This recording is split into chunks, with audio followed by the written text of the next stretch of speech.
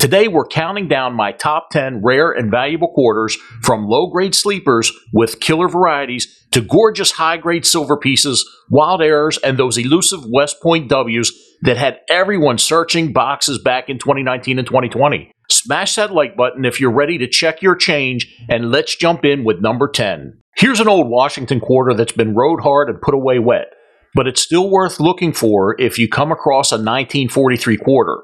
This 90% silver quarter has definitely seen better days, but it's still being featured in a rare coin video. I wonder why.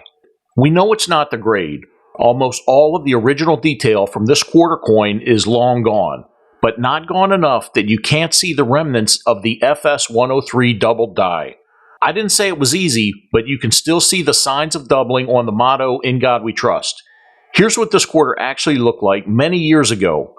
Fortunately, you can still see a little bit of the doubling and split serifs on the motto. This is why you shouldn't just write off worn coins without looking for the rare errors and varieties. This old dog was submitted to PCGS for grading and came back a very low AG3 on a scale from 1 to 70.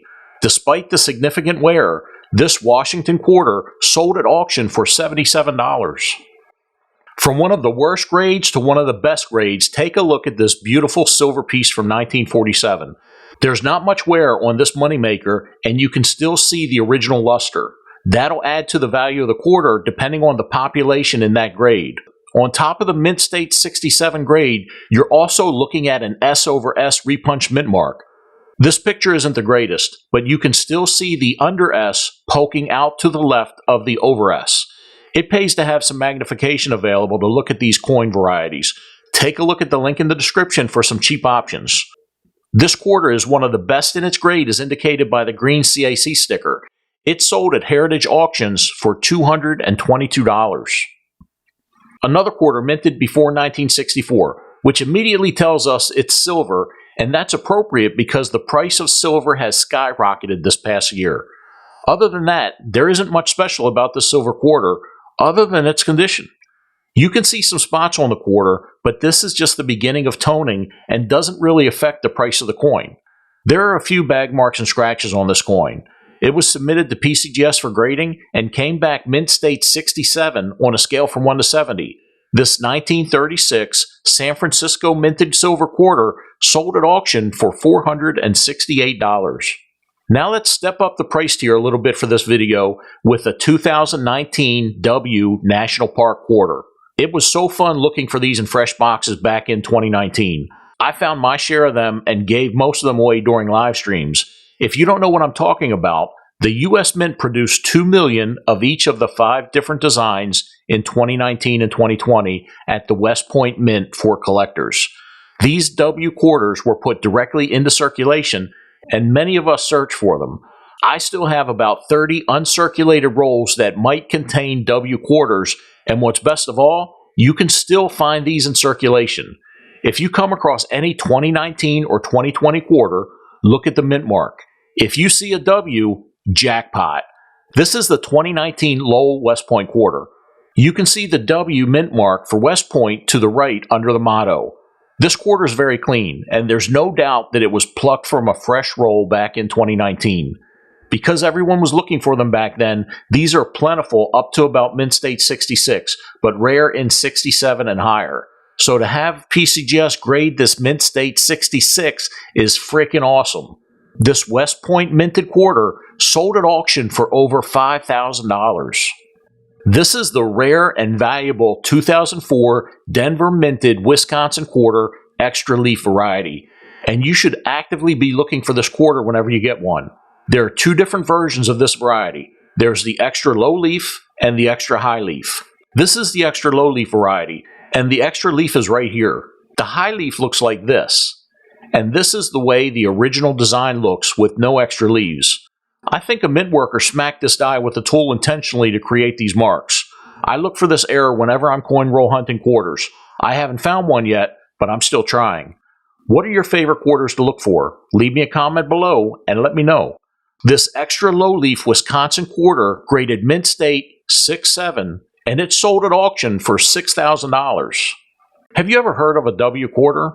If you have, thanks for paying attention and watching the whole video. If you haven't, stop skipping through the video and start it all over. You don't want to miss these. So basically, same as I said before, but this one has a V75 privy mark, and it's the 2020 Salt River Bay design. There are also some common die breaks you can find in the roots of the trees on some of these quarters minted in Philadelphia. This coin graded a mint state 68. You can't get much better than that, and it later sold at auction for $6,600. A double die happens during the creation of a die. When the master hub or the die rotates slightly between strikes, a die that has doubled features can result. Some doubling is more extreme than others. This DDO is on a 90% silver 1937 Washington quarter. The doubling is most prominent on the motto "In God We Trust" and on the date. There are some bag marks and some signs of wear, but this quarter is still in really good shape. It was graded mint state 66 by NGC, and it sold at auction for $7,800. Selling a quarter for $7,800 is a big deal for most of us, but it's only getting better from here. Everyone loves the Bicentennial quarter, except my cousin, but he's an idiot, so his opinion doesn't matter. You can tell right away that something on this quarter just ain't right.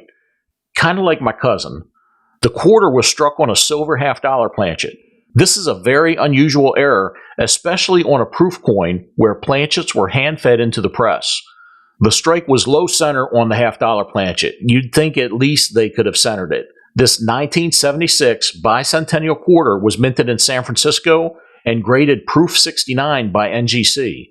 This quarter, on a silver half-dollar planchet, sold at auction for $18,000. Some people don't like toning, but I like the way it looks on this quarter. This is a 90% silver 1955 Washington quarter. Despite how dirty it looks, the strike on this quarter is about as clean as they come. It graded mint state 67 plus, and at the time of the auction, it was the sole finest at PCGS, with only 8 others graded mint state 67. This one-of-a-kind 1955 quarter sold at auction for $40,800. The 1932 Denver minted quarter is a key date. The mintage was only $436,800, the second lowest mintage for the series, and we know what that means. Low mintage plus high grade means that someone is making big money selling quarters. Don't let that yellowish-green radioactive-looking toning fool you. This quarter graded mint state 66 on a scale from 1 to 70. This is the only mint state 66 or finer known to exist by the 2 major grading services. This rare key day quarter sold at auction for over $89,000. Hey, real quick, because we dove deep into each one of these with tons of details, attribution tips, close-ups, and why they're worth what they are, I've created a special playlist just for this video. If you're looking for more detailed information, head there right now. The link is in the description for extended breakdowns on every single one. Perfect if you want to hunt those yourself or learn more about grading and varieties. Smash that like button if this helped.